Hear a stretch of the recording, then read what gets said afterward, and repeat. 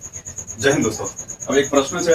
પ્રશ્નમાં પૂછેલું છે કે જો રાંધણ ગેસની કિંમતમાં 10%ની વૃદ્ધિ થાય છે તો ગેસના વપરાશમાં કેટલો ઘટાડો કરવો પડશે જેથી તેમાં થતો ખર્ચ યથાવત રહે.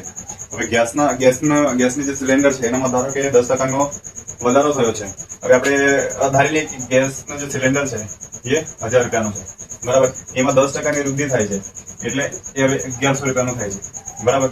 હવે આપણને કીધું છે કે એનામાં 10%ની વૃદ્ધિ થાય છે, બરાબર. તો એનામાં આપણે કેટલા ટકા વપરાશ ઓછો કરવો પડશે?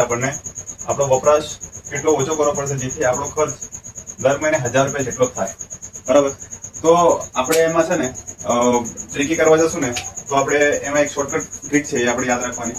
જયારે પણ આવો દાખલો પૂછેલો હોય ને તો આપણે યાદ રાખવાનું કે શું કીધું છે કે 10%ની વૃદ્ધિ થાય છે એની ઉપર લખવાનું, બરાબર. અને કોઈ પણ સંખ્યા 100% હોય છે, જો 10%ની વૃદ્ધિ થાય છે તો સંખ્યા કેટલી થઈ જાય છે? 110%. અને એને 100 થી ગુણી નાખો. જે જવાબ આવશે એ જવાબ આવશે કે એટલા ટકા તમને તમારા વપરાશમાં ઘટાડો કરવો પડશે. હવે આપણે એનો સોલ્યુશન કરીશું તો આ 0 અને આ 0 જતું રહે, બરાબર. 1/11 અને 100. આને 11 થી ઉડાડશું તો 11 9 99, 1 વધે છે અને છેદમાં 11 આટલા ટકા. એટલે 9 1/11% આટલો તમને તમારા વપરાશમાં ઘટાડો કરવો પડશે.